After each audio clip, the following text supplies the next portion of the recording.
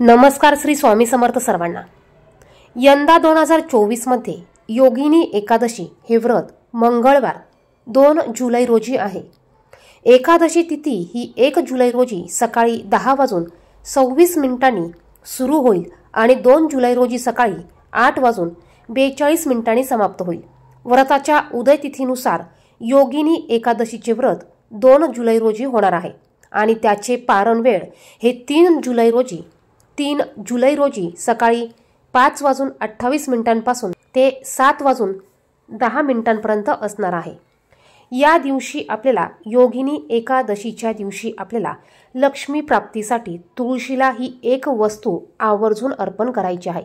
ज्यांनाही आर्थिक अडचणी असतील, पैशाच्या समस्या असतील, कर्जबाजारी असेल, पैसा पुरत नसेल, पैसा टिकत नसेल, पैसा जास्त खर्च होत असेल, अशा कोणत्याही आर्थिक समस्येसाठी आपल्याला योगिनी एकादशीच्या दिवशी तुळशीला ही एक वस्तू अर्पण करायची आहे।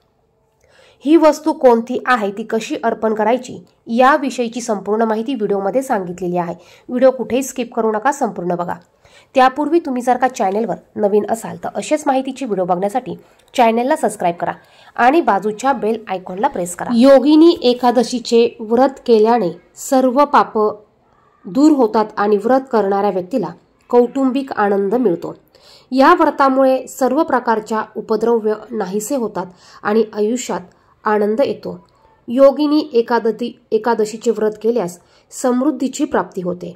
हे व्रत केल्याने सर्व प्रकारचे यश मिळते, सर्व प्रकारच्या शापातून आपल्याला मुक्तता मिळते। असे हे व्रत 2 जुलै मंगळवार रोजी आहे। या दिवशी सकाळी उठल्यावर सर्वात अगोदर आपल्याला अंघोळीच्या पाण्यामध्ये थोडंसं गंगाजल टाकायचं आहे। गंगाजल नसेल तर तुम्ही गोमूत्र टाकू शकतात। कोणत्याही विशिष्ट आणि पवित्र तिथीला आपल्याला घरात गंगाजल असेल तर गंगाजल किंवा गोमूत्र टाकून तुम्ही या पाण्याने आवर्जून अंघोळ करायची आहे। एकादशी तिथी असल्यामुळे तुम्ही अंघोळीच्या पाण्यामध्ये चिमूटभर हळद देखील टाकू शकतात। यामुळे भगवान श्रीहरी विष्णू आपल्यावर प्रसन्न होतात। आता एकादशीच्या दिवशी सकाळी उठल्यावर आपल्या सर्वांच्याच देवघरामध्ये बाळकृष्णाची मूर्ती असते। आपल्याला बाळकृष्णाच्या मूर्तीवर पंचोपचारे पूजा करायची आहे। पंचोपचारे पूजा म्हणजे आपल्याला बाळकृष्णाच्या मूर्तीवर पाण्याने, दुधाने किंवा साध्या पाण्याने, पंचामृताने तुम्हाला अभिषेक घालायचा आहे। अभिषेक घालताना तुम्ही ओम नमो भगवते वासुदेवाय या मंत्राचं नामस्मरण करायचं आहे। यानंतर जर का तुमच्याकडे भगवान श्रीहरी विष्णू यांची मूर्ती असेल तर तुम्ही श्रीहरी भगवान विष्णू यांच्या मूर्तीवर तुम्हाला पाण्याने, पंचामृताने अभिषेक घालायचा आहे। त्यानंतर त्यांना कोरडं करून त्यांची स्थापना करायची आहे। त्यांना अष्टगंध लावायचा आहे। पिवळी फुले, पिवळी फळं त्यांना अर्पण करायची आहे। नैवेद्यामध्ये तुम्ही आवर्जून पिवळ्या कलरच्या मिठाईचा, पिवळ्या कलरच्या फळांचा समावेश करा। नैवेद्य दाखवताना त्यावर तुम्हाला तुळशीपत्र आवर्जून ठेवायचं आहे। एकादशीच्या दिवशी आवर्जून तुम्हाला श्रीहरी भगवान विष्णू यांना किंवा आपल्या सर्वांच्या देवघरात असलेल्या बाळकृष्णाच्या मूर्तीला तुम्हाला तुळशीपत्र आवर्जून अर्पण करायचं आहे। एकादशीच्या दिवशी चुकूनही तुळशीचं पान आपल्याला तोडायचं नसतं आणि तुळशीला पाणी देखील अर्पण करत नाही। आपल्याला तुळशीपत्र हे आदल्या दिवशी तोडून ठेवायचं असतं किंवा तुम्ही तुळशीच्या वृंदावनमध्ये कुंडीमध्ये जर का एखादं तुळशीपत्र खाली मातीत पडलेलं असेल तर ते देखील तुम्ही उचलून धुवून ते पुन्हा तुम्ही वापरू शकतात। यानंतर बघा, आपल्याला या दिवशी आपल्याला लक्ष्मी प्राप्तीसाठी अत्यंत प्रभावी असा हा उपाय करायचा आहे। कारण तुळस ही माता लक्ष्मीचं स्वरूप आहे आणि तुळस ही भगवान श्रीहरी विष्णू यांना अतिशय प्रिय असल्यामुळे तुम्ही आवर्जून या दिवशी लक्ष्मी प्राप्तीसाठी, तुमच्या घरात लक्ष्मीने अखंड वास करण्यासाठी, घरातली लक्ष्मी टिकून राहण्यासाठी हा अतिशय प्रभावी असा उपाय तुम्हाला एकादशीच्या दिवशी संध्याकाळी करायचा आहे। संध्याकाळी दिवे लागणीचा जो टायमिंग असतो त्यावेळेत तुम्हाला हा उपाय करायचा आहे।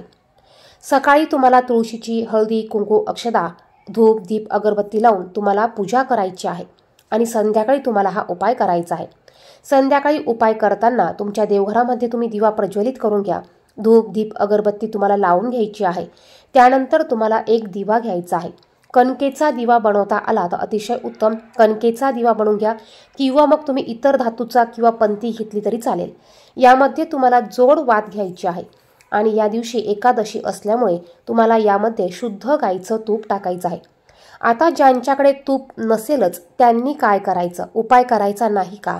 तर बघा, तुम्ही तेल घाला, तेलामध्ये चिमूटभर तुम्हाला हळद घालायची आहे.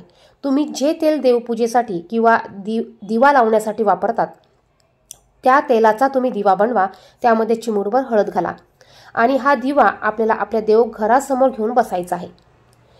दिव्यामध्ये आपल्याला 1 हिरवी विलायची आणि 2 अखंड लवंगा टाकायच्या आहे.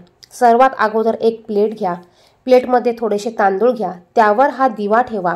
या दिव्यामध्ये तुम्हाला एक हिरवी विलायची आणि 2 अखंड लवंगा टाकायच्या आहे. यानंतर तुम्हाला हा दिवा तुमच्या देवघरामध्ये प्रज्वलित करायचा आहे. दिव्याला हळदी कुंकू तुम्हाला लावून घ्यायचं आहे, धूप दीप तुम्हाला ओवाळून घ्यायचा आहे आणि हा दिवा तुम्हाला तुमची तुळस जिथेही असेल त्या ठिकाणी घेऊन जायचा आहे. जाताना हळदी कुंकू घेऊन जा, एक अगरबत्ती पेटवून घेऊन जा. तिथे गेल्यानंतर तुम्हाला हा दिवा तुळशी समोर ठेवायचा आहे. तुम्हाला तुळशी मातेला लांबूनच हळदी कुंकू अर्पण करायचं आहे. तुम्हाला अगरबत्ती लावायची आहे आणि हा दिवा ठेवून तुम्हाला ह्या दिव्याची देखील पुन्हा पूजा करायची आहे. दिव्याला हळदी कुंकू अक्षता अर्पण करा, फूल असेल तर फूल अर्पण करा आणि तुम्हाला यानंतर ह्या दिव्याला नमस्कार करायचा आहे. त्याचप्रमाणे तुम्हाला माता लक्ष्मीला देखील नमस्कार करायचा आहे. एकादशीच्या दिवशी तुळशी मातेला स्पर्श करायचा नाही, लांबूनच आपल्याला पूजा करायची असते आणि संध्याकाळच्या वेळी चुकूनही आपल्याला तुळशीला धक्का लावायचा नसतो. तुम्ही त्या हिशोबाने थोडं लांब थांबून पूजा करू शकतात. आता हा उपाय आपण धनप्राप्तीसाठी म्हणजेच लक्ष्मी प्राप्तीसाठी करत आहोत. त्यामुळे ह्या दिव्याची ज्योत जी आहे ती ज्योत आपल्याला उत्तर दिशेला करायची आहे. याची ज्योत उत्तर दिशेला करा आणि तुम्हाला तिथे बसून 1 वेळा कनकधारा स्तोत्र याचं पठण करायचं आहे. योगिनी एकादशीच्या दिवशी कनकधारा स्तोत्र पठण करण्याला खूप महत्त्व आहे. यामुळे माता लक्ष्मी आपल्यावर प्रसन्न होते आणि आपल्याकडे अखंड वास करते. म्हणून या दिवशी आपल्याला तिथे बसून कनकधारा स्तोत्राचं पठण करायचं आहे. जर का तुमच्याकडे पुस्तक नसेल तर तुम्ही गुगलवर सर्च करा किंवा तुम्ही यूट्यूबला लावून द्या आणि तुम्ही तुळशी समोर बसून तुम्ही हे श्रवण करा. तर या पद्धतीने अतिशय महत्त्वाचा हा उपाय आपल्याला करायचा आहे. आता दुसऱ्या दिवशी तुम्ही जर का कणकेचा दिवा बनवला असेल तर त्याचा गोळा करायचा आहे आणि एखाद्या झाडाखाली तुम्हाला तो दिवा ठेवून द्यायचा आहे, जेणेकरून हे कणिक किडे माकोडे खाऊन जातील. यामध्ये जी वात टाकलेली आहे, लवंग टाकलेली आहे आणि वेलची टाकलेली आहे ती आपल्याला काढून घ्यायची आहे आणि ती आपल्याला एखाद्या झाडाच्या मातीमध्ये पुरून द्यायची आहे. म्हणजे बघा, या पद्धतीने आपल्याला याचं निर्माल्य करायचं आहे. त्यानंतर तुम्ही जर का पंती घेतली असेल तर पंती धुवून पुन्हा तुम्ही पुढच्या उपायासाठी वापरू शकतात. तर या पद्धतीने आपल्याला अत्यंत प्रभावी असा हा उपाय लक्ष्मी प्राप्तीसाठी फक्त एकादशीला करता येणारा उपाय आवर्जून करायचा आहे. त्यानंतर तुम्हाला दिवसभरात एखाद्या वेळेस किंवा एक वेळेस तुम्हाला आवर्जून विष्णू सहस्रनाम या स्तोत्राचं पठण करायचं आहे. बघा, अतिशय प्रभावी अशी सेवा आहे. एकादशीच्या दिवशी आवर्जून तुम्हाला विष्णू सहस्रनाम या स्तोत्राचं पठण करायचं आहे. त्याचप्रमाणे तुम्ही श्रीहरी भगवान विष्णू यांच्याबरोबर आपल्या देवघरात असलेल्या माता लक्ष्मीची देखील पूजा तुम्हाला करायची आहे. तर या पद्धतीने तुम्हाला एकादशीच्या दिवशी तुळशीला ही एक वस्तू अर्पण करायची आहे आणि तुळशी मातेला नमस्कार करून प्रार्थना करायची आहे. तुमची जी पण समस्या असेल ती समस्या तुम्हाला सांगायची आहे.